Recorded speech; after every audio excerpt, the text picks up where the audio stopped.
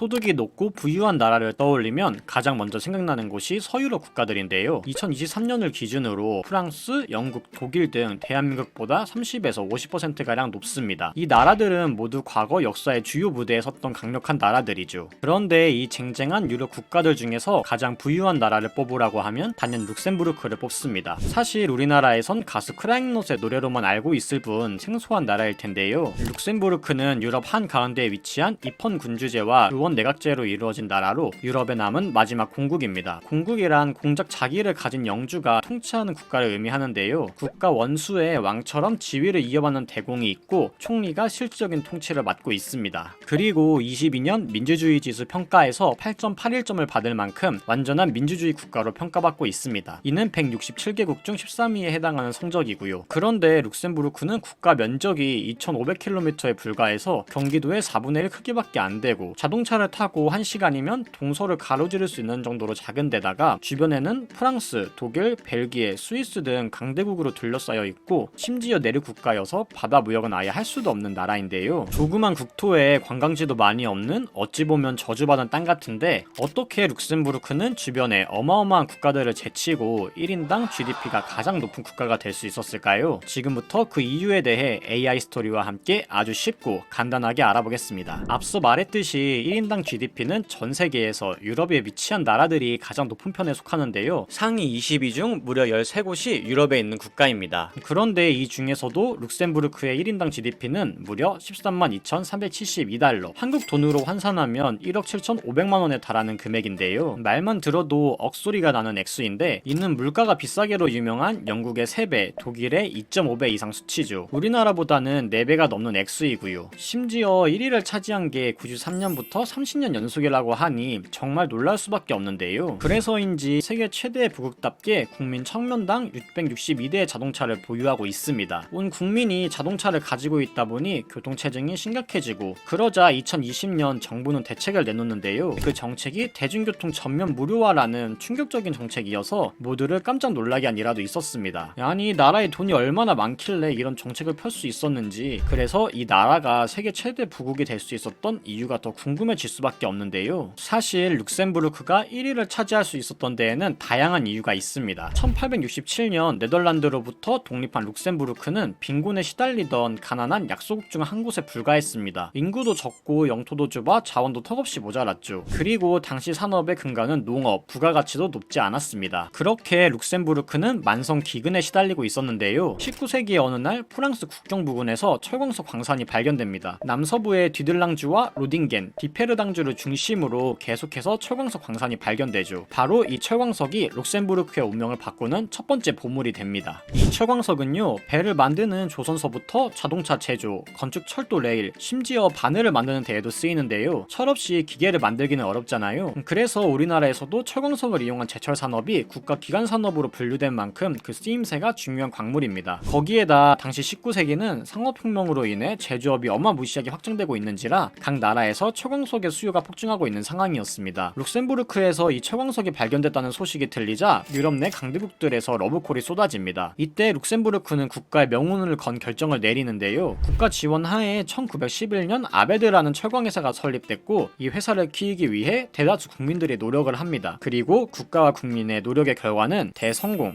이때부터 경제가 폭발적으로 성장했고 이 경제력을 바탕으로 이후 유럽 경제공동체와 유럽연합의 창립 멤버로 참여하는 등 영향력을 넓혀나갑니다. 그런데 사실 철광석은 룩셈부르크에만 있는 것도 아닌데 왜 다른 유럽 국가들은 이곳에 철광석을 그렇게 찾았을까요? 물건을 사는 입장에서는 구매처가 멀수록 공급받는 데도 오래 걸리고 이동거리가 길수록 상품값이 비싸지니 짧은 수송거리를 선호하게 되는데요. 유럽 전체를 보면 심장부를 할 수 있는 가장 중심부에 자리하고 있는 룩셈부르크는 최고의 위치였던 거죠. 이때부터 강대국들에게 둘러싸여 있던 지리적 단점은 빠르게 주변 국가들로 철광석을 수송할 수 있는 최대 장점으로 변하게 됩니다. 그리고 아까 룩셈부르크를 일으킨 철광회사 아베드는요, 이후 여러 회사를 합병하여 현재의 아르셀로미탈이 되는데요. 아직까지도 세계 최대의 철강 기업으로 자리를 굳건히 하고 있습니다. 그런데 이렇게 승승장구할 것 같았던 룩셈부르크에게 다시 위기가 찾아옵니다. 사실 철광석이라는 게 광산에 묻혀있는 광물이고 이는 무한정으로 캘 수 있는 게 아닌 한정된 자원이거든요. 1960년대에 들어서자 철광석 매장량은 급속도로 떨어지기 시작합니다. 그리고 동시에 철의 수요가 급감하면서 대규모 실직 사태가 일어나는 등 국가 국가적 혼란이 생깁니다. 국가를 먹여 살리던 유일한 거대 산업이 철광업이었는데 이게 무너지면 다시 가난한 약소국으로 전락할 수밖에 없는 최악의 상황. 룩셈부르크는 여기서 국가의 운명을 건 두 번째 선택을 하게 됩니다. 작은 인구와 더 작은 영토로 많은 제약을 가지고 있는 데다가 그나마 있는 자원인 철광석은 한정되어 있어 발전 가능성의 한계를 본 상황. 그래서 시간이 지나도 지속적으로 할 수 있는 산업을 찾게 되는데 그 산업은 바로 금융업이었습니다. 지금 보면 신의 한 수 같은데 당시 주변 국가들은 비웃었다고 합니다. 철광석밖에 팔 줄 모르던 나라가 갑자기 금융업을 한다고 하니 주변 국가 입장에선 실수가 나올 수밖에 없었던 거죠. 정상적인 방법으로는 금융산업을 키울 수 없다는 걸 알고 있던 룩셈부르크 정부는 파격적인 시도를 합니다. 은행업에서 개인 금융거래의 비밀을 보장하는 프라이빗 뱅킹에 집중하는 것이었죠. 즉 개인 자금을 세탁 아니 비밀스럽게 보관할 수 있는 정책을 펼치는데 1970년 이후부터 개인정보를 보호하는 강력한 법률과 보안 시스템을 지속적으로 유지한 결과 80년대부터는 비밀스러운 금융거래의 수요가 늘어났고 외국 은행들은 앞다투어 룩셈부르크에 진출하기 시작합니다. 거기다 유럽 신장부에 위치하고 있는 지리적 이점과 민주주의 국가로 보장되는 안전성은 주요 강점으로 여겨졌죠. 그리고 개인뿐만 아니라 기업에 대한 조세 회피처의 역할도 해오고 있었는데요. 2014년 국제탐사보도 언론인 협회가 룩셈부르크에서 탈세 혐의가 있는 기업들을 폭로하는데 거기에는 애플, 구글 외에도 펩시, 아마존, 다이슨, JP 모건 등 전 세계를 주무르는 기업들이 대거 포함되어 있었습니다. 그렇다면 왜 기업들은 룩셈부르크의 자리를 잡으려고 했을까? 룩셈부르크는 기업에게 유리하게끔 세금을 낮게 부과하는 정책을 전략적으로 키웁니다. 이른바 세금 인센티브 정책을 본격적으로 시행했죠. 1980년대만 하더라도 미국 법인세율이 35%였는데요. 룩셈부르크는 해외 대기업 유치를 위해 법인세를 21%로 대폭 낮추는 정책을 감행하기도 했습니다. 이런 정책 기조 덕분인지 이후 이베이, 스카이프, 아마존, 라쿠텐 같은 굴제 다국적 기업이 유럽 본사를 룩셈부르크에 두기도 하였죠. 그리고 동시에 금융 인프라 구축에도 공을 들여서요. 해외 기업이 룩셈부르크에서 송금할 때의 세율을 유럽 내 최저 수준인 1%로 낮춰줍니다. 그리고 룩셈부르크로 이전하는 은행은 최단 기간 내 인가를 해주었죠. 이 금융 인프라로 굴제 대기업들이 지속적으로 들어올 수 있었습니다. 글로벌 결제 송금 기업 페이팔이 룩셈부르크에서 인가를 받은 것도 스카이프가 이베이로 약 3조 원에 매각되는 등 대형 인수 합병도 이곳에서 이루어졌습니다. 그리고 금융산업을 성장 동력으로 일으킨 룩셈부르크는 현재 전통 금융산업에서 파생된 핀테크, 데이터 보안 등의 산업을 통해 상당한 수익을 거두고 있습니다. 정부에서는 국가 우선 산업으로 데이터 센터 구축을 선택했고 이를 집중적으로 키운 결과 아마존, 소니 등 글로벌 기업들도 룩셈부르크의 데이터 센터를 이용하고 있고 기업뿐만 아니라 이제는 에스토니아, 모나코 등 인근 주요 국가도 주요 정보를 이곳에 별도로 백업 자료를 보관하고 있습니다. 그런데 생각해보면 이런 과감한 금융 정책은 다른 나라들도 충분히 할 수 있었을 텐데 왜 하필 룩셈부르크만 이게 가능했는지 살펴보면요. 일단 룩셈부르크의 전체 인구 중 47%는 외국인이고 그래서인지 다른 문화에 상당히 개방적입니다. 그리고 천년의 역사 속에서 다양한 인종과 민족이 섞이면서 국민 대다수가 룩셈부르크어 외에도 독일어, 프랑스어, 영어 중 적어도 두세 개 언어를 구사할 수 있는 것으로 알려져 있습니다. 2018년 통계에 의하면요. 전체 인구의 98%가 프랑스어를, 78%가 독일어를, 그리고 72%가 룩셈부르크어를 구사할 수 있다고 합니다. 모국어보다 불어, 독일어를 더 많이 쓰고 있다는 게 좀 의아하긴 한데 이 부분은 잠시 후 다뤄보기로 하고요. 무튼 이 언어들마다 사용되는 분야가 있는데 신문과 공공 서비스에서는 룩셈부르크어 외에 독어와 불어가 모두 쓰이고 있고 행정 업무 역시도 이 세 개 언어가 고루 쓰이고 있습니다. 입법 언어의 경우는 조금 특이하게 프랑스어로만 활용되고 있고요. 그리고 이렇게 다양한 언어가 쓰이다 보니 초등학생 때부터 다른 언어들까지 익히게 되면서 국민의 전체 평균 수준이 점점 높아지고 있습니다. 실제로 룩셈부르크에서 독일어로 물으면 독일어로 대답을 해주고 프랑스어로 물으면 프랑스어로 대답해준다고 하죠. 아까 모국어인 룩셈부르크어보다 프랑스어, 독일어의 활용이 더 많다고 했는데 룩셈부르크어는 1984년에서야 국어로 지정됩니다. 그러다 보니 언어의 역사가 짧고 활용될 수 있는 단어도 부족하다 보니 토박이들도 짧은 일상 언어 정도로만 사용하고 있다고 합니다. 종종 일부 사람들은 독일어의 사투리로 인식하는 사람들도 있다고 하고요. 실제로 경찰서에 룩셈부르크어로 신고를 하면 독일어로 받아쓰고 진술서를 주는 일이 비일비재하다고 합니다. 우리나라로 치면 사투리로 말은 해도 글은 표준어로 쓰는 거랑 비슷한 맥락이라고 보면 될 것 같아요. 무튼 이런 특징은 언어의 장벽을 허물 수 있는 장점과 다른 나라와의 협업에서 업무의 신속성을 증가시켜 주었고 개방적인 문화는 혁신을 일으키기에 충분했습니다. 그리고 지리적 이점도 있었는데 룩셈부르크 반경 500km 이내에는 1140만 명이 살고 있거든요. 이 장점을 살려 해외 인재 역시 적극 유치합니다. 주변에 있는 독일이나 프랑스와도 의사소통이 가능해서 고급 인력을 쉽게 유치할 수 있었고요. 그러다 보니 룩셈부르크로 출근하는 외국인만 해도 총 17만 명에 달한다고 하죠. 룩셈부르크 전체 인구가 64만 명이니 전 전체 인구의 27%에 달하는 외국인 노동자가 현재 룩셈부르크에서 근무를 하고 있습니다. 이렇게 본인들이 가진 좋은 점을 살려 금융업에 뛰어들었던 룩셈부르크는요, 현재 세계 7대 금융 중심지가 되었고 다양한 글로벌 기업들이 이 작은 나라에 거점을 두고 활동하고 있습니다. 그렇게 이어진 금융산업은 룩셈부르크의 GDP 중 무려 30에서 40%가량을 차지할 만큼 국가 핵심 산업이 되었고요. 이후 세계적인 금융업으로 다시 한번 명성을 얻게 된 룩셈부르크는요, 국가를 한 단계 더 도약시키기 위해 2010년대에 접어들어 우주산업에 진출을 합니다. 대표적으로 정부 차원에서 우주광산 프로젝트를 추진하고 있는데요, 미국의 우주 벤처기업인 딥스페이스 인더스트리에 2,800만 달러를 투자합니다. 이는 지구와 화성 사이에 있는 12,000기의 소행성에 묻혀있는 자원을 채굴하려는 목적이고요. 그리고 의외로 룩셈부르크는 알려지지 않은 우주산업 강국인데요, 글로벌 1위 인공위성 운영업체인 SES가 이곳에 본사를 두고 있고 수십 개의 관련 분야 기업들이 꾸준히 수익을 내고 있습니다. 그렇다면 왜 룩셈부르크는 우주산업에 뛰어들었냐? 아시다시피 2008년 세계적인 금융위기가 있었는데요, 그때 금융 중심지인 룩셈부르크에도 경제 생태계 위협이 찾아오자 국가 차원에서 금융업 의존도를 분산시켜 잠재 리스크에 대비하고 향후에 각광받는 산업에 투자함으로써 다가오는 미래에 대비하려는 거죠.